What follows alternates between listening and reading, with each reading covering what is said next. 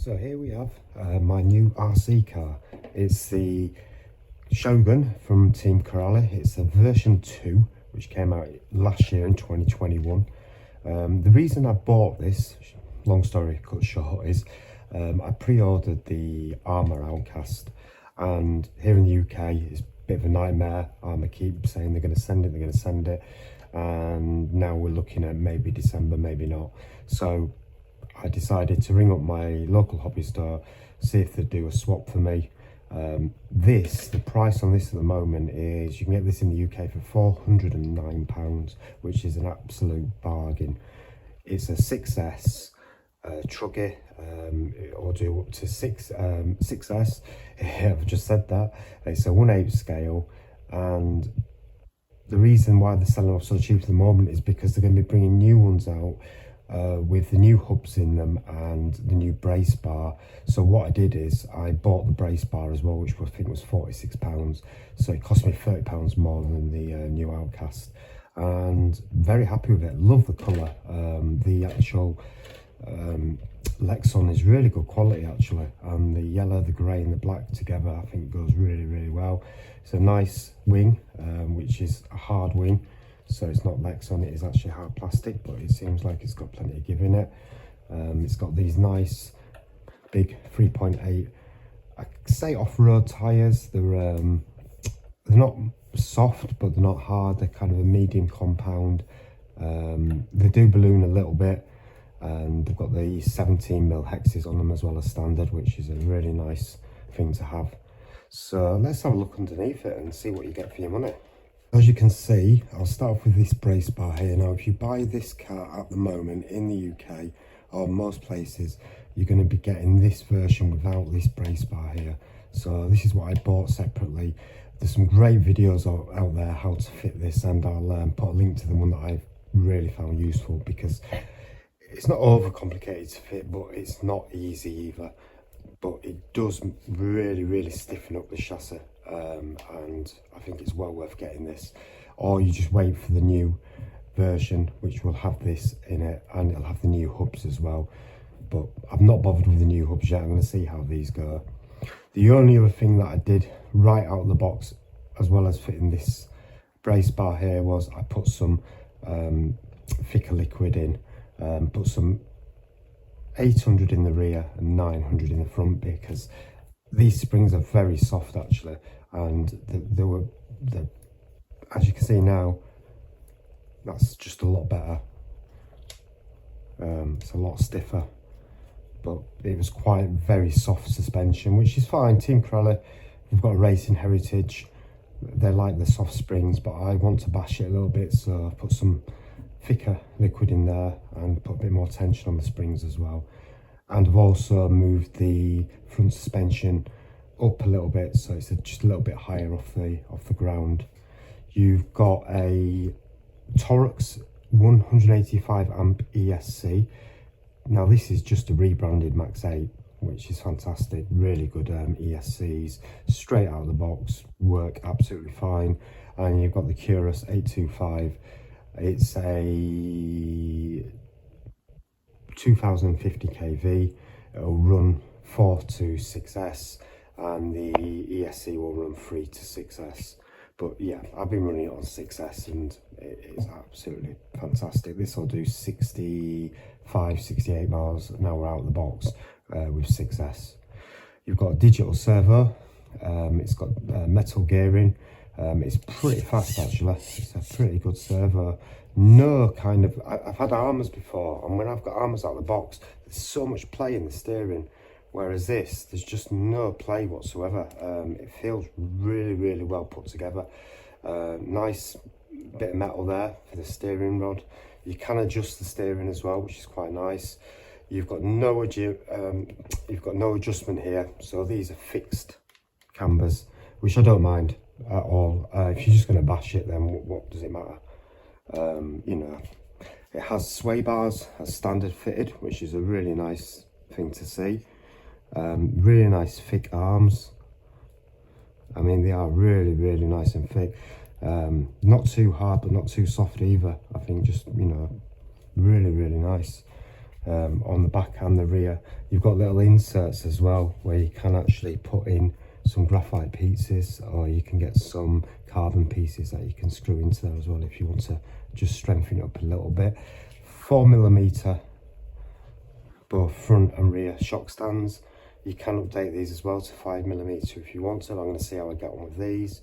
The standoffs are a 4mm into a 3mm. Seem alright, depends how good the metal is on them, but we'll see. You've got, as well as the chassis brace I've put on, you've also got a bottom chassis brace as well, running all the way up and all the way back down. But this new one on here does make a big difference. I mean, it really does. It just gives it a lot more stiffness, definitely.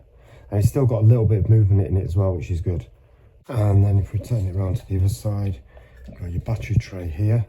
You can fit either single 4S, 6S or two 3Ss in. I've been running it with two 3Ss. I don't have any 6Ss at the moment, so I've got two identical 3Ss. So I've been using that. Just put a little bit of foam in here myself. Just my battery, literally it fits really snugly now with that on there. You can also take this bit out and you can make this bigger as well if you've got a bigger 6S battery to put in there.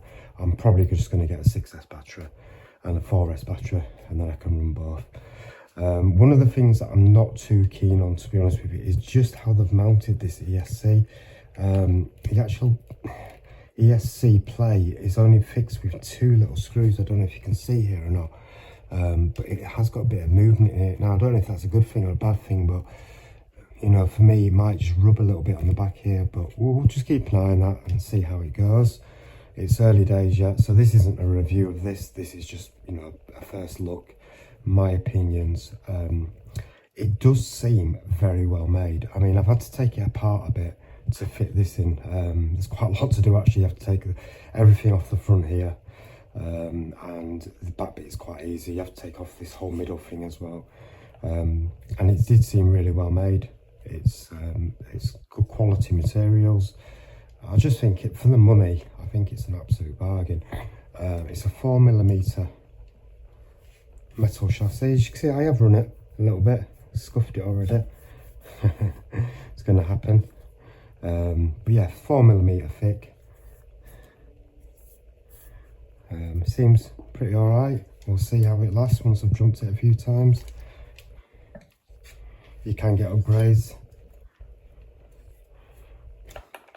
But yeah, all in all, very, very impressed with this for what you're paying at the moment.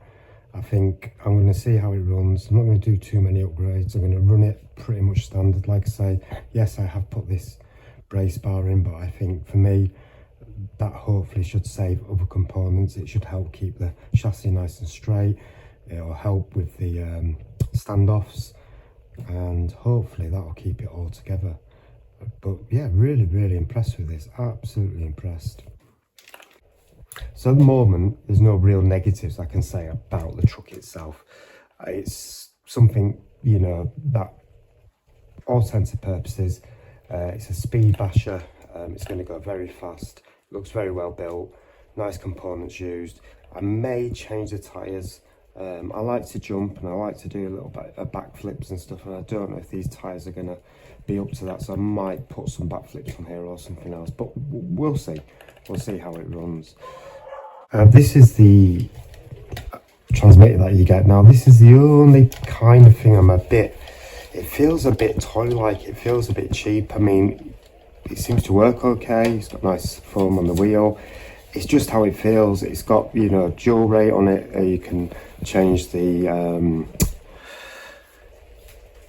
steering, you can change the throttle. I don't like these when it has buttons. I prefer when you've just got a knob to turn. You've got your buying button, you've got obviously your throttle and steering reverse.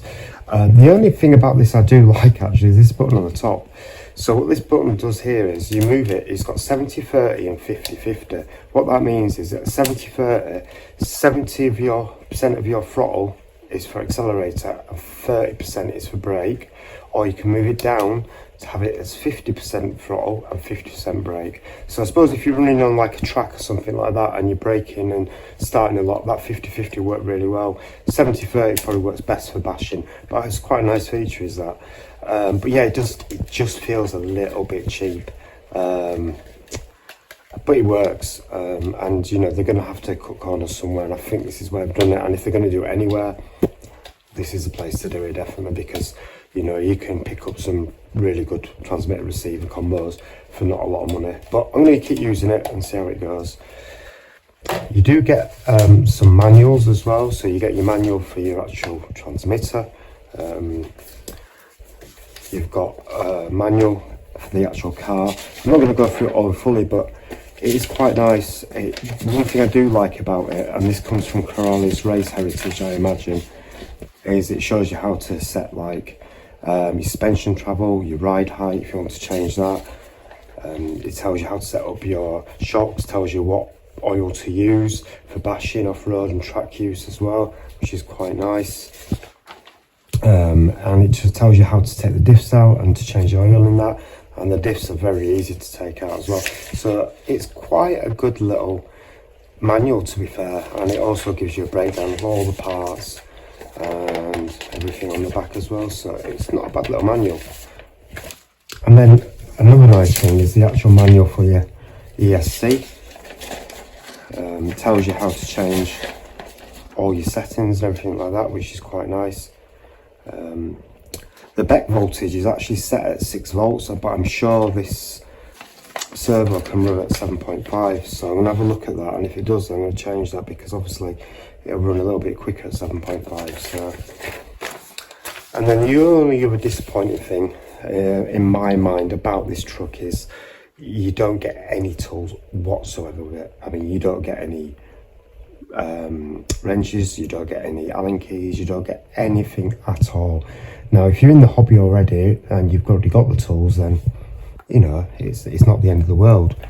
But for a lot of people, if this is going to be your first truck, you know, they should really be putting in a couple of tools just to get you by, really.